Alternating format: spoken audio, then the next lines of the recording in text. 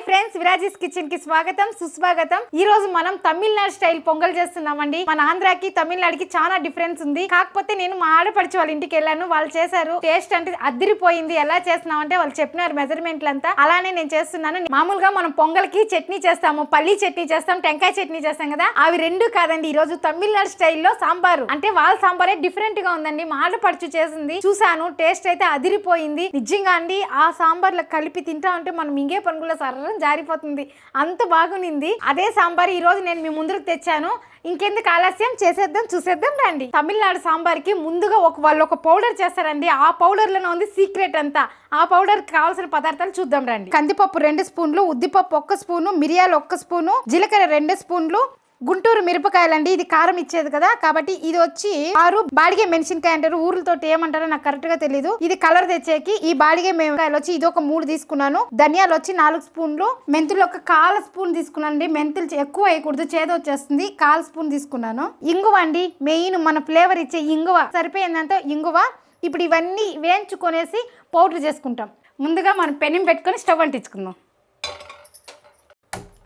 ఇప్పుడు మసాలాలంతా వేయించుకొని అది చల్లారే లోపల మళ్ళీ పొంగల్ పెట్టుకుంటే సరిపోతుంది. మన తమిళనాడు సాంబార్కి ఫస్ట్ మసాలాలు వేయించుకుందాము. ఫస్ట్ అన్ని వేయించుకుందాము, సిమ్లో పెట్టుకొని వేయించుకోవాలండి. ఇది ఒకదాని తర్వాత ఒకటి వేసుకొని వేయించుకోవాలి. ఇప్పుడు కందిపప్పు ఉద్దిపప్పు వేసాం కదా, అట్లాగే ధనియాలు, అలాగే జీలకర్ర, ఇప్పుడు ఇందులో మెంతులు, మిరియాలు, అలాగే ఎండుమిర్చి, ఈ బాడిగే ఎండుమిర్చి అన్నీ వేసి వేయించుకుందాం. మంట ఎక్కువలో పెట్టి వేయించకూడదు, సిమ్లోనే పెట్టుకొని కొంచెం టైం పట్టినా నిదానంగా వేయించుకుందాం. ఇది కలర్ వస్తుందండి, కలర్ వచ్చినప్పుడు మనం స్టవ్ ఆపేస్తే సరిపోతుంది.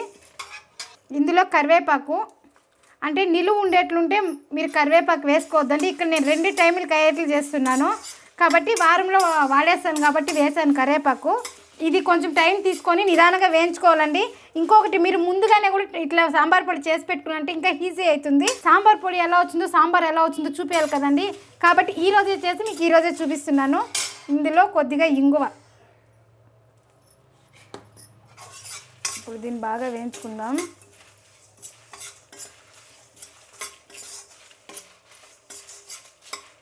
చూడండి, ఈ మాత్రం వేగితే చాలు. ఇప్పుడు స్టవ్ ఆపేస్తున్నాను. ఇప్పుడు దీన్ని పక్కన పెట్టేద్దాం, ఇది చల్లారిని. చూడండి, ఈ మాత్రం కలర్ వచ్చిందంటే సరిపోతుంది. ఇప్పుడు దీన్ని చల్లారనిద్దాము. మసాలా వేయించుకున్నాం కదండి, అది చల్లారే ముందరికి మనం ఆ లోపల మనము పొంగల్ మెజర్మెంట్లు ఎంత బియ్యము ఎంత పప్పు చూపించి అది కడిగి కుక్కర్లో పెట్టేసి మళ్ళీ సాంబార్కి పప్పు పెట్టేసినామంటే 2 విజిల్ వచ్చిందంటే ఈ పౌడర్ కొట్టుకున్నంటే బిన్న అయిపోతుందండి సాంబారు. ఇప్పుడు అది చేద్దాం. నేను ఈ గ్లాస్ తీసుకుంటున్నానండి, మీరు గ్లాస్ అన్నా కప్ అన్నా ఏదైనా తీసుకోండి. నేను ఈ గ్లాస్తో 1 గ్లాస్ బియ్యం వేస్తున్నాను. ఇప్పుడు చూడండి, 1 గ్లాసు బియ్యానికి 3/4 గ్లాసు పప్పు తీసుకున్నాను, పెసరపప్పు. ఇప్పుడు దీన్ని వేసేద్దాము. ఇప్పుడు దీన్ని బాగా కడుక్కునేసి ఏ గ్లాస్తో అయితే మనం పప్పు బియ్యం తీసుకున్నామో అదే గ్లాస్తో నీళ్ళు కొలత పెట్టి వేసేసి కుక్కర్ పెట్టేద్దాం. చాలా మంది పొంగల్కి ఒక్కొక్క మెజర్మెంట్ ఒక్కొక్కరు వేస్తారండి. కొంతమంది 1 గ్లాసు పప్పు 1 గ్లాసు బియ్యము, 1 గ్లాసు బియ్యము 1/2 గ్లాసు పప్పు. కాకపోతే మా ఆడపడిచి చేసినలాగే చేస్తున్నానండి. ఆమె అట్లే 1 గ్లాసు బియ్యము 3/4 గ్లాసు పప్పు తీసుకుంది. సేమ్ అదే మెజర్మెంట్. నేను అక్కడ తిని టేస్ట్ ఇక్కడ చూపిస్తున్నాను. అదే టేస్ట్ మీరు చూడాలి కదా, కాబట్టి నేను ఆ టేస్టే చూపిస్తున్నాను. ఇప్పుడు బాగా కడుక్కుందాం బియ్యంని.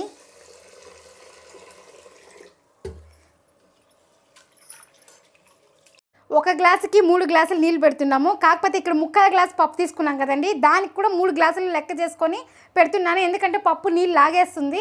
మెత్తగా ఉంటేనే పొంగల్ బాగుండదు, గట్టిగా ఉంటే బాగుండదు. కాబట్టి నేను 1 గ్లాసుకి 3 గ్లాసులు నీళ్ళు పెడుతున్నాను. మొత్తం చేరి 6 గ్లాసులు నీళ్ళు అండి. మొత్తం చేరి 1.25 గ్లాసు కదా, దానికి 6 గ్లాసులు నీళ్ళు పెడుతున్నాను. మీకు కావాలంటే దాంతో 5 గ్లాసులు కూడా పెట్టుకోవచ్చు. మాకైతే మా ఇంట్లో మెత్తగా ఉండాలి, మెత్తగా ఉంటేనే అండి పొంగల్ బాగుండేది. కాబట్టి నేను ఇక్కడ 6 గ్లాసులు నీళ్ళు పెడుతున్నాను. ఇప్పుడు నీళ్ళు కొలత పెట్టి పోసుకుందాము. 1 2 3 4 5 6. ఇప్పుడు కుక్కర్ మూత పెట్టేసి స్టవ్ ఆన్ చేసి పెట్టేద్దాము. ఇప్పుడు ఇది 4 విజిల్ రాని ఆ లోపల మనం పప్పు పెట్టుకుందాం సాంబార్కి. ఇప్పుడు అసలు సిసిల్ అయిన తమిళనాడు సాంబార్ తయారు చేసుకుందాం. దానికి కందిపప్పు 1 కప్పు, 1 కప్పు పెసరపప్పు.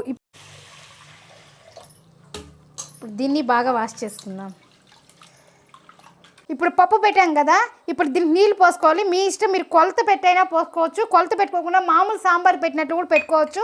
మళ్ళీ మెదుపుకున్నాక అది పలసగా ఉందని తెలిస్తే కొద్దిగా నీళ్ళు వేసుకొని బాగా బాయిల్ చేసుకుంటే సరిపోతుంది. కాకపోతే నేను అట్లే వేస్తున్నాను ఈరోజు. పప్పు బాగా మునిగి కొంచెం పైకి వచ్చేదాకా నీళ్ళు వేస్తున్నాను. ఈ సాంబార్కి టమాటాలు ఇక్కడ 4 తీసుకున్నాను, 2 చిన్న ఎర్రగడ్డలు తీసుకున్నాను.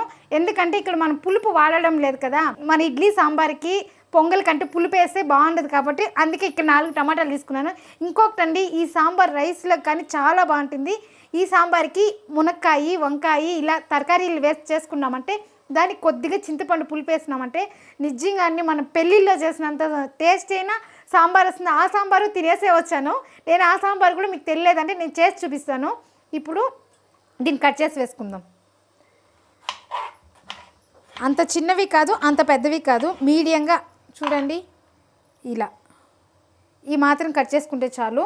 ఇప్పుడు కుక్కర్లో వేసేద్దాం. నాకైతే వంటకాడికి వస్తే ఫాస్ట్గా చేసేయాలండి. వంట అయిపోయిందంటే నాకు అన్ని పనులు అయిపోయినంత ఫీలింగ్ వస్తుంది. ఎందుకంటే వంట చేసినామంటే వంట ఇల్లంతా క్లీన్ చేస్తాము, మళ్ళీ ఇంట్లో పని చేసినామంటే ఆడికి ఫ్రీ అయిపోతాం మనం. కాబట్టి నాకు ఫస్ట్ వంట అయిపోవాలి, నిద్ర చేస్తే నాకు వంట అయిపోవాలండి. ఇప్పుడు ఇవి వేసేద్దాం కుక్కర్లోకి. అలాగే ఎర్రగడ్డలు కూడా పెద్దవి కాదు, చిన్నవి కాదు, ఈ మాత్రం ఉంటే చాలు. ఒక ఎర్రగడ్డని 8 భాగాలు చేశాను. ఇప్పుడు అన్నీ వేసేసాం కదా, అన్నీ వేసేసినాక నీళ్ళు ఇలా పైకి వచ్చిందంటే సరిపోతుందండి పప్పు మెజర్మెంట్కి. కాకపోతే మీరు మామూలుగా సాంబార్కి ఎట్లా పెడతారో అట్లే పెట్టండి, మళ్ళీ కావాలంటే నీళ్ళు వేసుకోవచ్చు, దానికి ఏమి ఇబ్బంది ఏం లేదు. ఇప్పుడు ఇందులో కొద్దిగా పసుపు వేద్దాము, కొద్దిగా పసుపు, అలాగే కొద్దిగా నూనె. ఇప్పుడు కుక్కర్ మూత వేసేసి స్టవ్ మీద పెట్టేద్దాం. మన 2 స్టవ్లు బిజీ అయిపోయింది, అలాగే మనం కూడా బిజీ అయిపోతాం. ఇంకా ఇప్పుడు మనం మసాలా అంతా వేయించుకున్నాం కదండి, పౌడరు, అది వేయించుకునింది పౌడర్ చేసుకునేద్దాం. ఇప్పుడు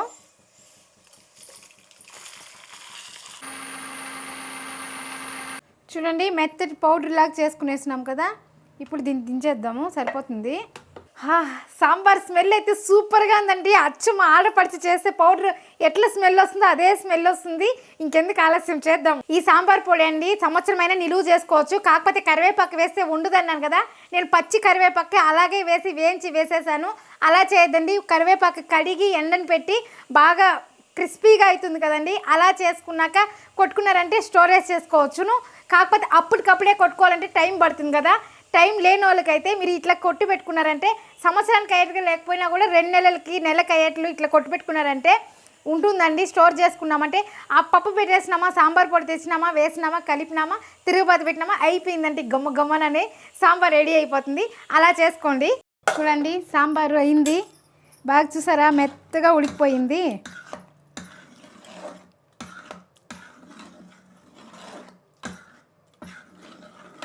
ఇప్పుడు మీకు నీళ్ళు తక్కువ అనిపిస్తే ఇప్పుడు వేసుకోవచ్చు. ఇప్పుడు మీకు ఎంత నీళ్ళు కావాలో అంత, మీకు ఎంత థిక్గా కావాలా పల్చగా కావాలా చూసి వేసుకోవచ్చు. చూడండి, పప్పు పలుకులు లేకుండా ఇలా ఉంటే సరిపోతుందండి సాంబార్కి. ఇప్పుడు దీన్ని స్టవ్ అంటించి ఆన్ చేస్తున్నాం. ఇప్పుడు నీళ్ళు పోస్తున్నాం కదా, ఆ నీళ్ళు బాగా మరగాలి, సాంబారు మరగాలి కాబట్టి స్టవ్ ఆన్ చేసి కుక్కర్ పెడదాం. ఇప్పుడు సాంబార్ మరిగే లోపల పోపు పెట్టుకుందాము. ఇప్పుడు ఉప్పు వేసుకుందాము. సాంబార్కి ఏ మాత్రం సరిపోతుందో ఆ మాత్రం. ఇది బాగా ఉడికేటప్పుడు మన తమిళనాడు సాంబార్ మసాలా రెడీ చేసుకున్నాం కదా, అది వేసుకుందాం. బాగా ఉడకాలి, ఉడికేటప్పుడు వేద్దాము. ఇక్కడ పొంగల్కి పచ్చిమిర్చి కోసుకుంటున్నాను. ఇక్కడ నేను 6 పచ్చిమిర్చి కట్ చేసుకున్నాను. అట్లే 1 ఇంచి అల్లము, దీన్ని బాగా సన్నగా తురుముకుందాము. ఇప్పుడు పొంగల్కి కరివేపాకు, పొంగల్కి తిరుగుబాతికి జీలకర్ర, మిరియాలు, 1 స్పూన్ మిరియాలు, 1 స్పూన్ జీలకర్ర, అట్లాగే జీడిపప్పు, పచ్చిమిరపకాయలు 6 పచ్చిమిరపకాయలు, కొద్దిగా అల్లం తురుము, కొద్దిగా కరివేపాకు. ఇప్పుడు తిరుగుబాతు పెట్టుకుందాం. చూడండి, సాంబార్ ఉడుకుతుంది కదా. ఇప్పుడు మనం తయారు చేసి పెట్టుకున్నాం కదా సాంబార్ పొడి, ఇది అది 1 2, దీంతో 2 స్పూన్లు పౌడర్ వేసినాను. ఇప్పుడు దీన్ని బాగా కలుపుకోవాలి ఉండలు లేకుండా.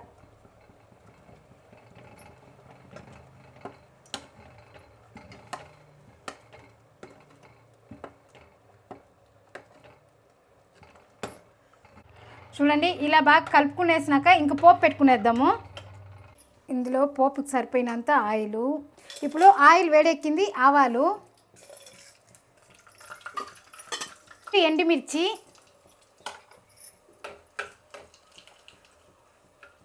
ఇప్పుడు కొద్దిగా కరివేపాకు, ఇప్పుడు కొద్దిగా ఇంగువ ఇప్పుడు ఇందులో వేసేద్దాము. అంతే అండి, గుమగుమలాడే తమిళనాడు సాంబార్ రెడీ అయిపోయింది. లాస్ట్ కొత్తిమీర వేసుకుందాము. ఇప్పుడు ఒక్కసారి బాగా కలుపుకునేద్దాం. చూడండి, మన తమిళనాడు సాంబార్ గుమగుమలాడుతూ ఉంది. నిజంగానే మన ఇంటికి గెస్ట్లు వచ్చినా కానీ ఇలా ఒక పొంగల్ సాంబార్ చేశారంటే మీకు ఫిదా అయిపోతారు. ఈ మాత్రం పలుచగా ఉంటే సరిపోతుంది పొంగల్కి. ఇదే సాంబార్ ఇడ్లీకి తినచ్చు, దోశకి తినచ్చు. అలాగే మీకు కొద్దిగా చింతపండు వేసుకున్నారంటే అన్నం కానీ చాలా చాలా అంటే టేస్టీగా ఉంటుందండి. చూడండి, ఒక గ్లాస్కి 3 గ్లాసులు నీళ్ళు పెడితే కరెక్ట్గా వచ్చింది. మనకి పొంగల్ ఏ స్టేజ్లో కావాలో కరెక్ట్గా ఆ స్టేజ్లో వచ్చింది. ఇంత పలుచగా ఉంటేనే పొంగల్ బాగుండదు. ఈ మాత్రం ఉంటే కరెక్ట్గా ఉంటుందండి. ఇప్పుడు పోపు పెట్టుకునేద్దాము. స్టవ్ మీద కడాయి పెట్టుకొని నెయ్యి వేసుకున్నానండి. ఇక్కడ నూనె కాదు వేయాల్సింది, పొంగల్కి నెయ్యి వేస్తేనే టేస్ట్. జీడిపప్పు వేసుకుందాం. ఇప్పుడు మిరియాలు, జీలకర్ర వేసుకుందాము. ఇందులోనే పచ్చిమిరపకాయలు, కొద్దిగా అల్లం తురుము,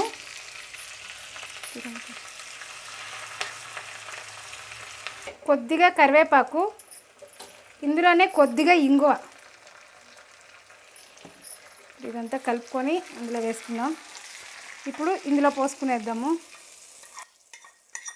సాంబార్ అయిపోయింది, సాంబార్ ఆపేద్దాము. ఇక్కడ పొంగలి రెడీ అయిపోయిందండి. బాగా కలుపుకునేద్దాం. మీకు ఏమైనా మెత్తగా కావాలంటే ఈ స్టేజ్లో వేడి నీళ్ళు కాంచి పోసుకున్నామంటే అది సరిపోతుందండి. సాంబార్కి అయితే ఈ మాత్రం ఉంటేనే బాగుంటుంది.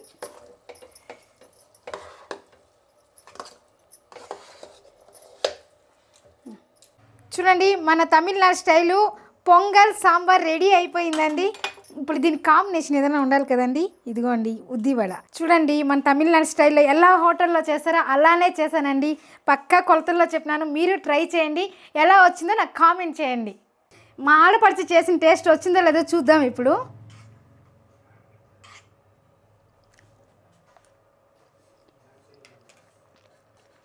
నిజంగా అండి అదే టేస్ట్ వచ్చింది. నేను మా ఆడపడిచి చేసినప్పుడు కూడా చెప్పినాను, ఇలాగే ఉంటుంది పెళ్ళిళ్ళలో చేస్తే కూడా టేస్ట్ అంటే అదేలాగే ఉంటుంది వదినా, నేను చేసి చూపిస్తాను చూడు తినండి అనింది. చూస్తే నిజంగా అండి ఆ ఫ్లేవర్ అయితే నాకు ఇప్పుడు తిన్నట్లే ఉంది, అక్కడ తిన్నట్లే నాకు ఫీలింగ్ వస్తుంది. మీరు చేయండి, నేను పక్కా కొలతల్లో చెప్పినాను. ఎలా వచ్చిందో నాకు కామెంట్ చేయండి. దీనికి కాంబినేషన్గా ఉద్దివడ సూపర్గా ఉంటుంది. ఇది మీకు ఎవరికి పక్కా కొలతల్లో కావాలో నాకు కామెంట్ చేయండి, నేను చేసి చూపిస్తాను. ఇది చేశాను, కాకపోతే దీన్ని చూపించలేదు. ఇప్పుడే వీడియో లెంత్ వచ్చేస్తుంది అనేసి నేను చూపించలేదు. ఇంకోసారి మీరు కామెంట్ చేసినారంటే ఉద్దివడ పక్క కొలతలు దీంతో పెరుగు వడ చేసి చూపిస్తాను మీకు. ఈ సాంబార్లో ఉద్దివడ తిని చూద్దాం. చాలా అంటే చాలా బాగుందండి, నాకైతే ఇష్టమైంది. ఇలాంటి కొత్త కొత్త వీడియోలు మరి ఇంకెన్నో తీసుకొస్తాను మీ ముందుకి. ఈ వీడియో కానీ నచ్చినట్లయితే లైక్ చేయండి, షేర్ చేయండి, సబ్స్క్రైబర్ చేసుకోండి. మరొక వీడియోతో మళ్ళీ కలుద్దాం. బాయ్.